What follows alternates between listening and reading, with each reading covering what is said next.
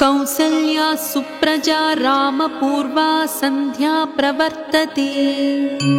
उत्तिष्ठ नरशार्दूला कर्तव्यं दैवमाह्निकम्। कौसल्या सुप्रजा रामपूर्वा सन्ध्या प्रवर्तते। उत्तिष्ठ नरशार्दूला कर्तव्यं दैवमाह्निकम्। उत्तिष्ठोत्तिष्ठ गोविन्द उत्तिष्ठ गरुडध्वज। उत्तिष्ठ कमलाकान्ता त्रैलोक्यं मङ्गलं कुरु। उत्तिष्ठोत्तिष्ठ गोविन्द उत्तिष्ठ गरुडध्वज। उत्तिष्ठ कमलाकान्ता त्रैलोक्यं मङ्गलं कुरु। मातः समस्तजगतां मधुकैटभारे। वक्षो विहारिणि मनोहर दिव्यमूर्ते। श्रीस्वामिनिःसृतजनप्रियदानशीले। श्रीवेङ्कटेशदयिते तव सुप्रभातम्। तव सुप्रभातमरविन्दलोचने।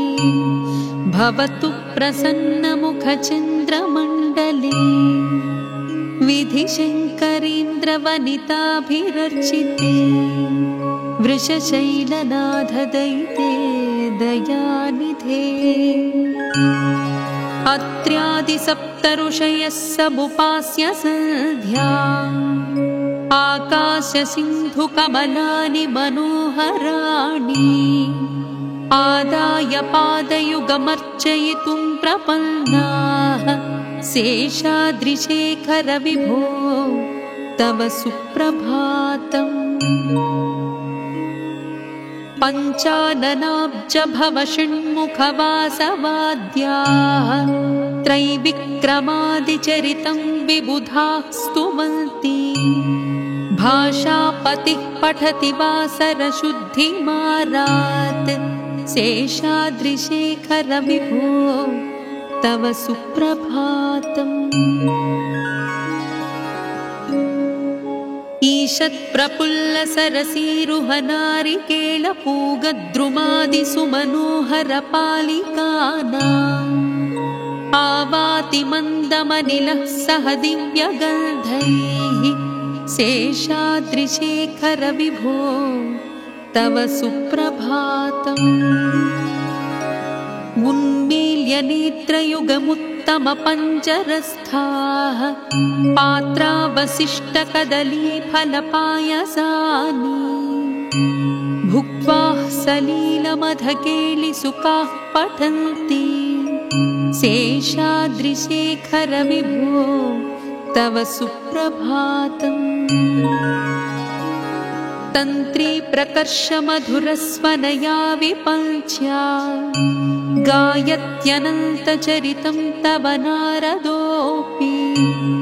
भाषा समग्रमसत्कृतचारुरम्यम्। शेषाद्रिशेखर विभो तव सुप्रभातम्। भृङ्गावळी च मकरन्दरसानुविद्ध झुङ्कारगीतनिनदैः सह सेवनाय। निर्यात्युपान्तसरसी कमलोदरेभ्यः। शेषाद्रिशेखर विभो तव सुप्रभातम्। योषा गणेन वरदद्धि विमध्यमाने। घोषालयेषु दधिमन्थनतीव्रघोषाः। रोषात् कलिं विदधते कुकुभश्च कुम्भाः। शेषाद्रिशेखर विभो तव सुप्रभातम्। पद्मेशमित्रशतपत्रगताळिवर्गाः। हर्तुं श्रियं कुवलयस्य निजाङ्गलक्ष्म्याः। भेरीनिनादमिव बिभ्रति तीव्रनादम्। शेषाद्रिशेखर विभो तव सुप्रभातम्। श्रीमन्नभीष्टवरदाखिललोकबन्धो श्री श्रीनिवास जगदेकदयैकसिन्धो श्रीदेवतागृहभुजान्तरदिव्यमूर्ते श्रीवेङ्कटाचलपते तव सुप्रभातम्। श्रीस्वामि पुष्करिणिकाप्लवनिर्मलाङ्गाः श्रेयोर्धिनो हरविरिञ्चि सनन्दनाद्याः द्वारे वसन्ति वरवेत्रहतोत्तमाङ्गाः श्रीवेङ्कटाचलपते तव सुप्रभातम्। श्रीशेषशैलगरुडाचलवेङ्कटाद्रिनारायणाद्रिवृषभाद्रिवृषाद्रिमुख्याम् आख्यां त्वदीयवसतेरनिशं वदन्ति श्रीवेङ्कटाचलपते तव सुप्रभातम्। सेवापराः शिवसुरेशकृशानुधर्मरक्षोऽम्बुनाथ पवमानधनाधिनाथाः बद्धाञ्जलिप्रविलसन्निजशीर्षदेशाः श्रीवेङ्कटाचलपते तव सुप्रभातम्। धाटीषु ते विहगराजमृगाधिराजा नागाधिराज गजराज हयाधिराजा स्वस्वाधिकारमहिमादिकमर्थयन्ति श्रीवेङ्कटाचलपते तव सुप्रभातम्। सूर्येन्दुभौमबुधवाक्पतिकाव्यशौरिस्वर्भानुकेतुदिविशत्परिषत्प्रधानाः त्वद्दासदासचरमावधिदासदासाः श्रीवेङ्कटाचलपते तव सुप्रभातम्। त्वत्पादधूलिभरितस्फुरितोत्तमाङ्गाः स्वर्गापवर्गनिरपेक्षनिजान्तरङ्गा कल्पागमाकलनयाकुलतां लभन्ते श्रीवेङ्कटाचलपते तव सुप्रभातम्। त्वद्गोपुराग्रशिखराणि निरीक्षमाणाः स्वर्गापवर्गपदवीं परमां श्रयन्तः मर्त्या मनुष्यभुवने मतिमाश्रयन्ते श्रीवेङ्कटाचलपते तव सुप्रभातम्।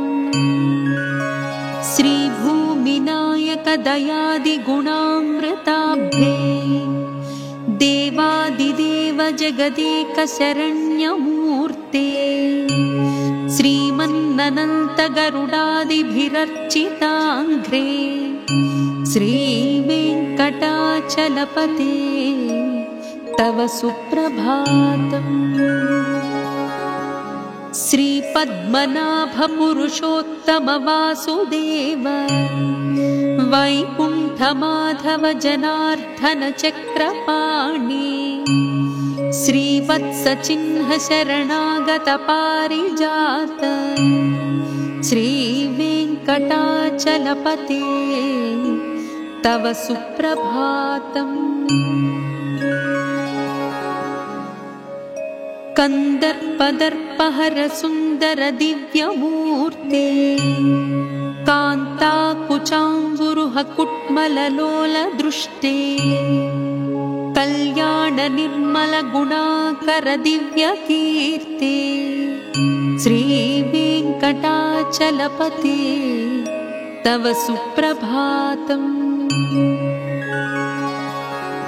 मीनाकृते कमठकोल नृसिंहवर्णि स्वामिन् परश्वथ तपोधन रामचन्द्र शेषांश रामयदुनन्दन कल्किरूप श्रीवेङ्कटाचलपते तव सुप्रभातम्।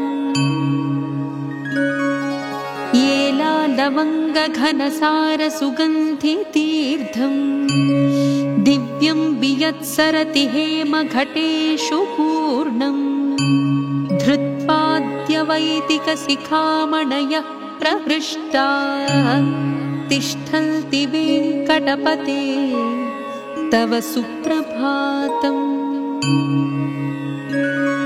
भास्वानुदेति विकचानि सरोरुहाणि सम्पूरयन्ति निनदैः ककुभो विहङ्गाः श्रीवैष्णवाः सततमर्चितमङ्गलास्ते धामाश्रयन्ति तव वेङ्कटसुप्रभातम्। ब्रह्मादयाः सुरवराः समहर्षयस्ते सन्तः सनन्दनमुखास्त्वधयोगिवर्याः धामान्तिके तव हि मङ्गलवस्तु हस्ताः श्रीवेङ्कटाचलपते तव सुप्रभातम्। लक्ष्मीनिवासनिरवद्यगुणैकसिन्धो संसारसागरसमुत्तरणैकसेतो वेदान्तवेद्यनिजवैभवभक्तभोग्य श्रीवेङ्कटाचलपते तव सुप्रभातम्।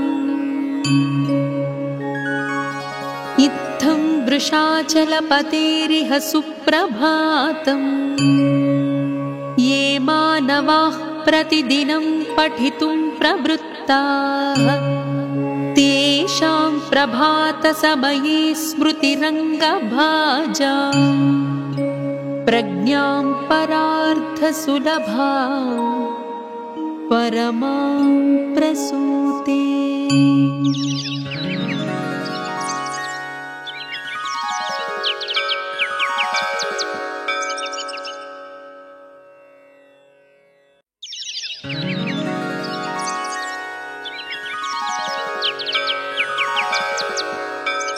कौसल्या सुप्रजा रामपूर्वा सन्ध्या प्रवर्तते उत्तिष्ठ नरशार्दूला कर्तव्यं दैवमाह्निकम्। कौसल्या सुप्रजा रामपूर्वा सन्ध्या प्रवर्तते उत्तिष्ठ नरशार्दूला कर्तव्यं दैवमाह्निकम्। उत्तिष्ठोत्तिष्ठ गोविन्द उत्तिष्ठ गरुडध्वज उत्तिष्ठ कमलाकान्ता त्रैलोक्यं मङ्गलं कुरु। उत्तिष्ठोत्तिष्ठ गोविन्द उत्तिष्ठ गरुडध्वज उत्तिष्ठ कमलाकान्ता त्रैलोक्यं मङ्गलं कुरु। मातः समस्तजगतां मधुकैटभारे वक्षो विहारिणि मनोहर दिव्यमूर्ते श्रीस्वामिनिःसृतजनप्रियदानशीले श्रीवेङ्कटेश दयिते तव सुप्रभातम्। तव सुप्रभातमरविन्दलोचने भवतु प्रसन्नमुखचन्द्रमण्डले विधिशङ्करेन्द्रवनिताभिरर्चिते वृषशैलनाथदयिते दयानिधे। अत्र्यादिसप्तऋषयः समुपास्य सन्ध्या आकाशसिन्धुकमलानि मनोहराणि आदाय पादयुगमर्चयितुं प्रपन्नाः शेषाद्रिशेखर विभो तव सुप्रभातम्।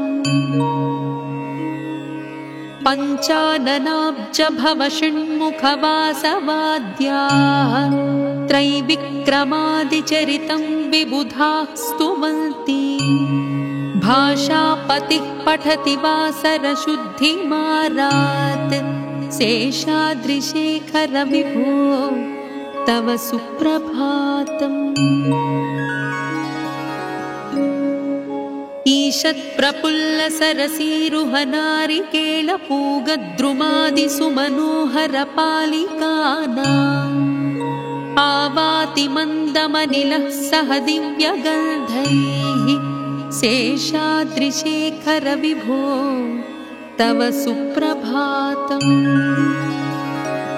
उन्मील्य नेत्रयुगमुत्तमपञ्जरस्थाः पात्रावशिष्टकदलीफलपायसानि भुक्त्वा सलीलमधकेलिसुखाः पठन्ति शेषाद्रिशेखर विभो तव सुप्रभातम् तन्त्री प्रकर्षमधुरस्वनया विपञ्च्या गायत्यनन्तचरितं तव नारदोऽपि भाषा समग्रमसत्कृतचारुरम्यं शेषाद्रिशेखर विभो तव सुप्रभातम् भृङ्गावळी च मकरन्दरसानुविद्धझुङ्कारगीतनिनदैः सह सेवनाय निर्यात्युपान्तसरसी कमलोदरेभ्यः शेषाद्रिशेखर विभो तव सुप्रभातम् योषा गणेन वरदद्धिविमध्यमाने घोषालयेषु दधिमन्थनतीव्रघोषाः रोषात् कलिं विदधते कुकुभश्च कुम्भाः शेषाद्रिशेखर विभो तव सुप्रभातम् पद्मेशमित्रशतपत्रगताळिवर्गाः हर्तुं श्रियं कुवलयस्य निजाङ्गलक्ष्म्याः भेरीनिनादमिव बिभ्रति तीव्रनादम् शेषाद्रिशेखर विभो तव सुप्रभातम्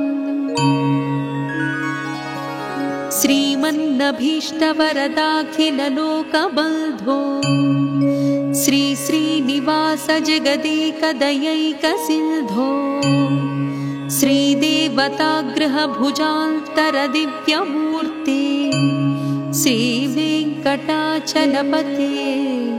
तव सुप्रभातम्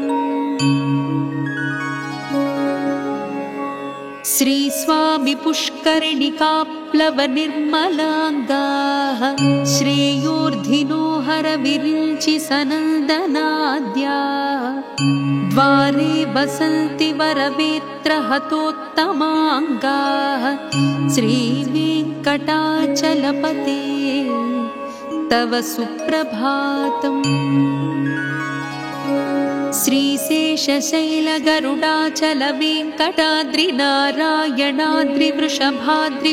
श्रीशेषशैलगरुडाचलवेङ्कटाद्रिनारायणाद्रिवृषभाद्रिवृषाद्रिमुख्याम् आख्यां त्वदीयवसतेरनिशं वदन्ति श्रीवेङ्कटाचलपते तव सुप्रभातम् सेवापराः शिवसुरेश कृशानुधर्मरक्षोऽम्बुनाथ पवमानधनाधिनाथाः बद्धाञ्जलिप्रविलसन्निजशीर्षदेशाः श्रीवेङ्कटाचलपते तव सुप्रभातम् धाटीषु ते विहगराजमृगाधिराजा नागाधिराज गजराज हयाधिराजाः स्वस्वाधिकारमहिमादिकमर्थयन्ति श्रीवेङ्कटाचलपते तव सुप्रभातम् सूर्येन्दुभौमबुधवाक्पतिकाव्यशौरि स्वर्भानुकेतुदिविशत्परिषत्प्रधानाः त्वद्दासदासचरमावधिदासदासाः श्रीवेङ्कटाचलपते तव सुप्रभातम् त्वत्पादधूलिभरितस्फुरितोत् उत्तमाङ्गाः स्वर्गापवर्गनिरपेक्षनिजान्तरङ्गा कल्पागमाकलनयाकुलतां लभन्ते श्रीवेङ्कटाचलपते तव सुप्रभातम्। त्वद्गोपुराग्रशिखराणि निरीक्षमाणाः स्वर्गापवर्गपदवीं परमां श्रयन्तः मर्त्या मनुष्यभुवने मतिमाश्रयन्ते श्रीवेङ्कटाचलपते तव सुप्रभातम्।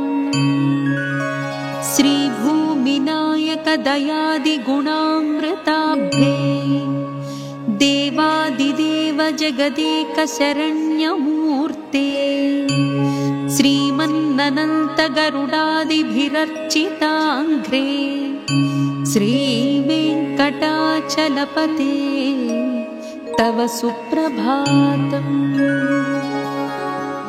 श्रीपद्मनाभपुरुषोत्तमवासुदेव वैकुण्ठमाधव जनार्दन चक्रपाणि श्रीवत्सचिह्न शरणागत पारिजात श्रीवेङ्कटाचलपते तव सुप्रभातम्। कन्दर्पदर्पहर सुन्दर दिव्यमूर्ते कान्ताकुचाम्बुरुह कुट्मललोल दृष्टे कल्याण निर्मल गुणाकर दिव्यकीर्ते श्रीवेङ्कटाचलपते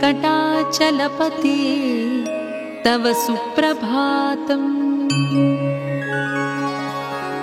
मीनाकृते कमठकोल नृसिंहवर्णि स्वामिन् परश्वथ तपोधन रामचन्द्र शेषांश रामयदुनन्दन कल्किरूप श्रीवेङ्कटाचलपते तव सुप्रभातम्। लवङ्गघनसार सुगन्धितीर्थम् दिव्यं वियत्सरति हेमघटेषु पूर्णम् धृत्वाद्यवैदिकशिखामणयः प्रहृष्टाः तिष्ठन्ति वेङ्कटपते तव सुप्रभातम्। भास्वानुदेति विकचानि सरोरुहाणि सम्पूरयन्ति निनदैः ककुभो विहङ्गाः श्रीवैष्णवाः सततमर्चितमङ्गलास्ते धामाश्रयन्ति तव वेङ्कटसुप्रभातम्। ब्रह्मादयाः सुरवराः समहर्षयस्ते सन्तः सनन्दनमुखास्त्वधयोगिवर्याः धामान्तिके तव हि मङ्गलवस्तुहस्ताः श्रीवेङ्कटाचलपते तव सुप्रभातम्। लक्ष्मीनिवास निरवद्य गुणैकसिन्धो संसारसागर समुत्तरणैकसेतो वेदान्त वेद्य निज वैभव भक्त भोग्य श्रीवेङ्कटाचलपते तव सुप्रभातम्। इत्थं वृषाचलपतेरिह सुप्रभातम्। ये मानवाः प्रतिदिनं पठितुं प्रवृत्ताः तेषां प्रभातसमये स्मृतिरङ्गभाजा प्रज्ञां परार्थसुलभा परमां प्रसूते।